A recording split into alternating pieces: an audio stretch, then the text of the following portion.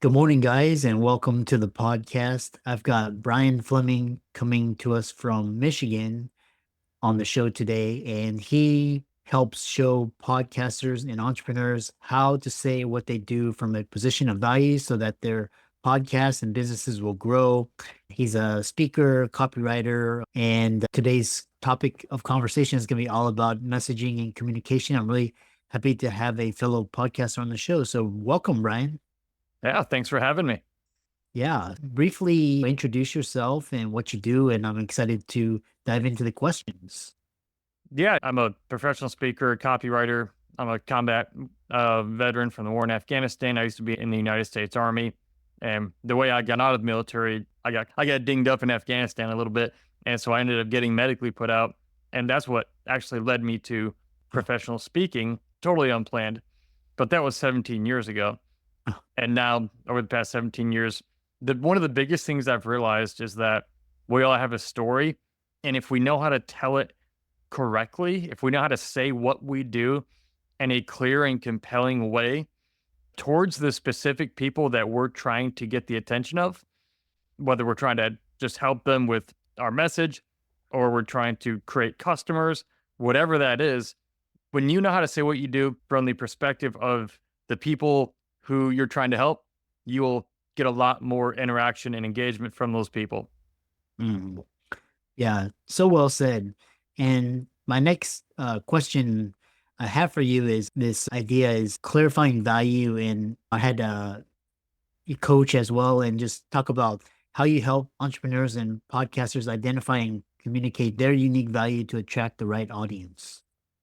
Yeah, the way I do that, I come from obviously, like I said, a military background. And so my framework for life, for getting through stuff is very much it's how we plan and carry out missions in a battlefield.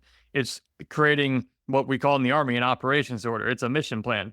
The tenets of a mission plan, the core concepts actually translate over into civilian and business life when communicating. Because if you think about it, on a battlefield, our military, from the squad and platoon level, which is very small, all the way up to NATO multinational forces, we all have to communicate clearly and be on the same page with the same mission, and everyone has to get it.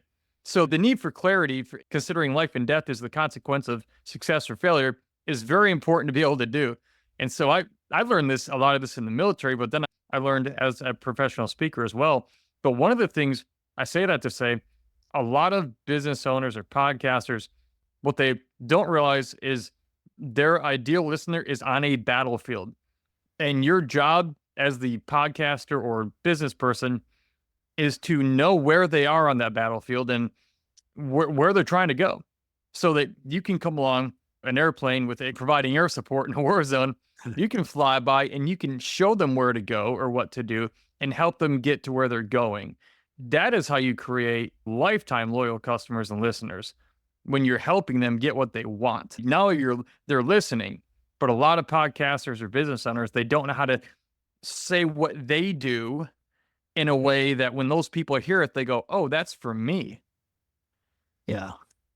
Yeah, and talk about the positioning, how you get in front of your customer, because it's this journey, and then like your ideal client is just doing his or her own thing, and how do you insert yourself um into the world and just make them realize, oh, this is something of value? How do you do that? Yeah, the first thing is I always say, don't show up with an empty weapon. Make sure you've got ammo, which means you have your messaging already like structured for the right people so that when you show up, you have something to offer. You don't want to show up and start shooting blanks and everyone's going, why is this person even talking? Have you ever been in one of those speeches where it's 40 minutes in and everyone's, I don't even know what this is about? That's a failure. But one of the best ways to get in front of your ideal people, especially if you're brand new, is looking for other people who already have your audience. Look for people who already have the same audience. And sometimes they do the same thing you do, or sometimes they do something different for that audience, but you're actually an asset to them because you can provide value in a different way to their people and they can deliver it, much like me being on your podcast today. But at the same time, you get exposure to their audience. And so there's a nice little give and take there where it's a good match. And so when you do show up, in front of that audience. If you're partnering with other people who also have your audience, you want to show up and you want to be ready to rock and roll. You want to have your value already ready to share. Yeah. What are some common mistakes entrepreneurs make in their messaging and how can they be avoided? Yeah, one of the things is that they talk about what they do from their own perspective and not their customer's perspective. Oh, So, for example, with my podcast, I have a podcast called the Podgasm Marketing Podcast. And I literally just show podcasters how to say what they do so their show will grow. Because what I found, I've been on so many podcasts and I'm trying to figure out why they booked me because I'm reading all the stuff and I can't figure out what are they actually about and how am I adding to that. And so that's what really gave me the idea at first. And so I thought a lot of these podcasters, they don't know how to say what they do, which if they're inviting me as a guest on and I'm confused, do you think people who are scrolling through their podcast feeds on their phones are going to see their thing and they're going to magically get it? I'm a copywriter. Like I'm trained to get this stuff. Most people are not. And so there's this huge disconnect. And for example, that's why I created my podcast. It is to show podcasters how to say what they do in a clear and compelling way so their show will grow. So I know exactly who I'm talking to. I know exactly what they need to know how to do, clarifying their marketing and brand messaging so it resonates with the right people when the right people see it so that they can get some sort of desired outcome that they want. You want your show to grow. You want to monetize your podcast. You want more downloads. I could take that one sentence instead of saying to help your show grow. I could say, I show podcasters how to say what they do so they can get more downloads per episode. That last part, that's an outcome you want as a podcaster. And so, that's just a very fast example, but that's exactly me doing what I'm preaching. and a follow-up question I have for you is this one audience connection. And so what are effective strategies for podcasters to connect emotionally with listeners and keep them engaged? Yeah, there are two things I always say, and I learned this just through personal life experience, but it's very true in how you communicate with whatever your message is, whether you're a professional speaker or maybe you're just giving a presentation, a one-off, or you have a podcast. There are two pieces to establishing this. It's connection and it's credibility, and I'll explain both real quick. In your audience's mind, whether they're live in a hotel conference room or they're listening to you on their phone driving down the street on your podcast, people are asking two questions as they're listening to you talk. They don't even know they're asking them sometimes. But one is for connection. It's the question, why does this person understand me? Or why is this person like me? It's just like this empathy kind of thing. Like, why does this person understand where I'm at, what I'm going through? Mhm. And one of the ways you can communicate that you do understand them is saying something like, if I was talking to a military audience, I would say, look, I understand what it's like to go to war and fight a war and then come home and have to readjust. I served with the U.S. Army's 10th Mountain Division fighting the war in Afghanistan. Connection. Everybody, 90% of that military audience has bought into me, probably 50% more than they did because I said that. They go, oh, this guy gets it. He's one of us. Second piece, credibility. Everybody's asking this question in their mind.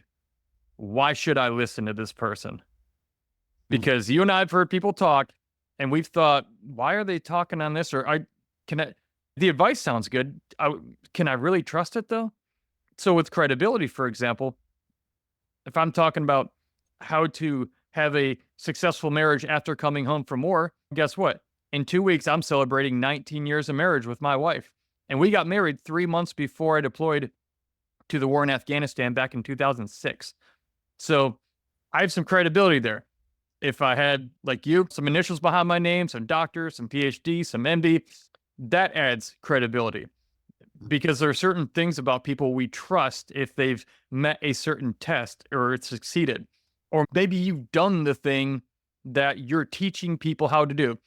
If I'm teaching someone how to get paid, to get booked and paid to speak, sharing their story, I've done that several hundreds of, probably over 1,000 times now in the past 17 years.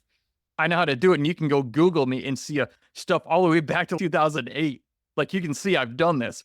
So the credibility is there. Why should I listen to him about that to learn how to do this? And so when you answer those two questions, why is this person like me? So you want to ask yourself, why am I like my audience? And why do I have the credibility that I need to show them that they should listen to me?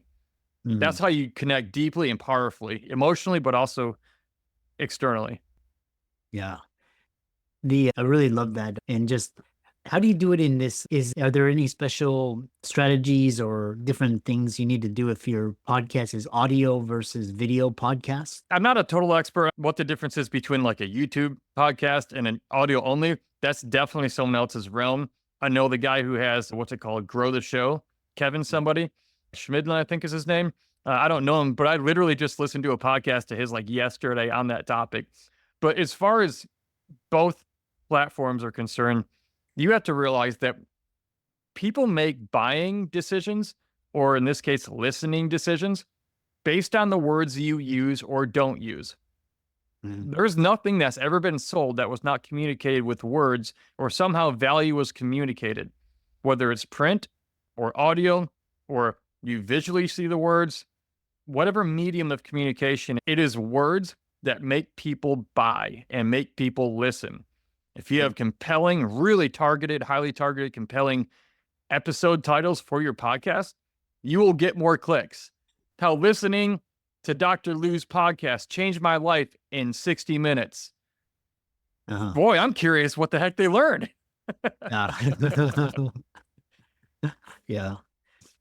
So the next follow-up question I have for you is this, because we talked about powerful words and also just with marketing noise, just there's just so much out there, and the guest just previous to you, he was just saying focus on one thing and stay in your lane. But how do you as an entrepreneur, how do you avoid getting into all these, just staying in your lane? And because I know people that are doing very well with just a Facebook account. Like they're generating sales, and whereas I know people like with hundreds of thousands of followers on all their channels, and they get a lot of likes and stuff, but they don't really drive revenue. So how do you focus down and make sure that your strategy and technique is the best? Everything I do is based on the person I'm going after. I know the mentality and the thoughts, the fears, the frustrations, the aspirations, the transformation they're seeking of every podcaster out there. One, because I've done my homework, and two, because I am one. And so I start just by focusing everything. It's not the whole look at me, I'm your hero. No, it's I can write a script out. I can write things out that describe the mentality of the market audience I'm going after very specifically. And I use that language when I introduce I put in pieces and I pull out pieces depending on what kind of communication I'm trying to put together. But it's not just about why you need what I teach. It's about, hey, do you struggle to grow your podcast? Do you feel like you're not getting enough downloads and you're so frustrated with putting in all those hours of effort and money and buying a $700 microphone setup and you're not monetized yet? Or you're just wondering if, is this thing ever going to work? If you've been there, I understand exactly how you feel. Uh-huh. See what I did there? Yeah. I'm speaking to the inside. We all have propaganda in our minds. That's what people don't realize. It's the thoughts and the narratives that try to demotivate us and drag us down. You can speak to that and you can bring people back up into a place where they want to interact with you because you're communicating on a level that they need you to, that's deeper, and they believe now more likely that you can help them get to where they're trying to go. And hopefully you can if you're selling that kind of message. Yeah. And it's all about psychology, and which is why I really love branding and marketing. The next question I have for you is, what role does effective messaging play in converting listeners or followers into paying customers? It's everything. Again, like I said previously, a couple minutes ago, people make buying decisions based on words used. You can say the same thing two different ways. In one way, you might out of 100 people listening, you might make 2 sales. You say the same thing in another way, and you might make 30 sales. And it's like The product didn't change. The service didn't change. Your passion for the thing didn't change. It's all about how you said it. Uh-huh. And when you know how to say what you do from a clear and compelling position, that hits different parts of people's minds, and they go, "Oh man, yeah, that's exactly like." I've had people. This is no joke, and it's not blasphemous. I've literally had people tell me it felt like God was talking to them through me because that or, oh man, it's like you're reading my mail, or I feel like God is talking to me through you. And that's a huge compliment. And hopefully, in a very good way, maybe he was, and whatever your idea of that is. But the truth is that I've done my freaking homework on the people I'm trying to help. And I know exactly what they need, and I know how to talk to them. But I did the work and learned that. And it's not that hard. That's why I teach it. Yeah.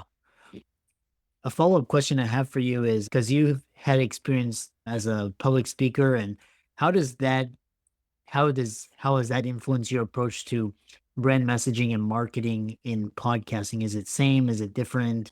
Or are there any different tweaks that you need to do? Yeah, when I learned how to write clear brand messaging, the keynote speech I've been giving for 12 years, oh my gosh, it started converting way more like crazy because learning how to have a clear brand message, it made me a better speaker because when I would write my speech out, when I would play with it and just put this here, I'll say this there, and I was doing it, it made me a better speaker.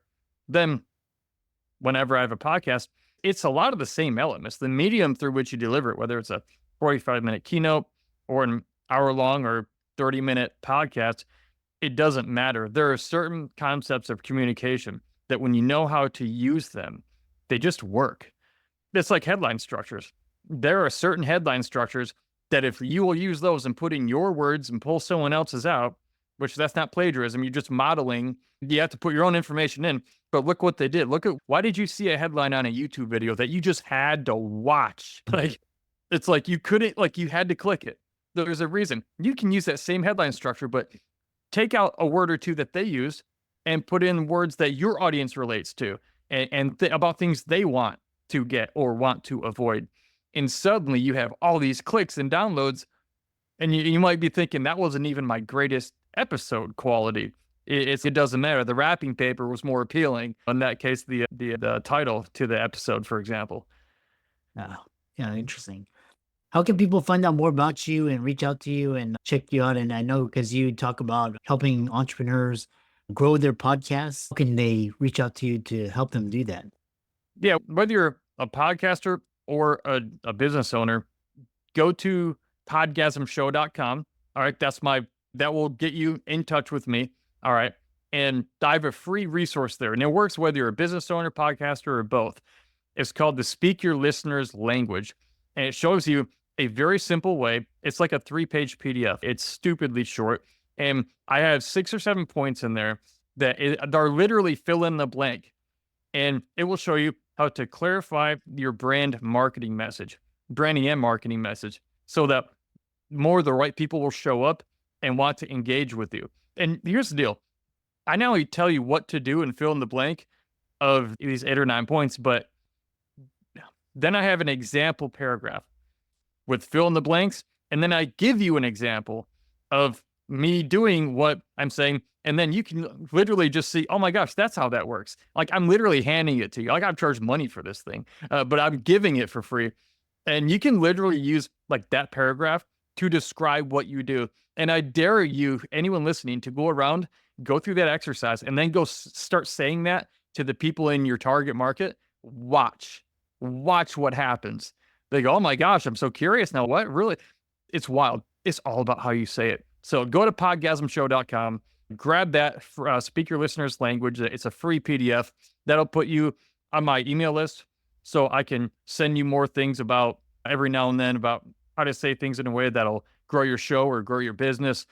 And look, you don't want to be on my list? Fine. Literally at the bottom, there's a button that says unsubscribe. Go click it. I'll never email you again. I don't even care. I only want people on there that want to be on there. But I send out tips and I show you how to just say things in a way that just helps. And if somebody wants to work with me personally, I do take on a few clients a month where I draw a one-page battle plan that I do it for them, and I go, all right, here's all your ammo, here's the plan, here's the key 4 or 5 messages you need for your podcast or business. Go have fun. And they didn't have to do any of that mental gymnastics or work. So I have fun with it. I like doing it.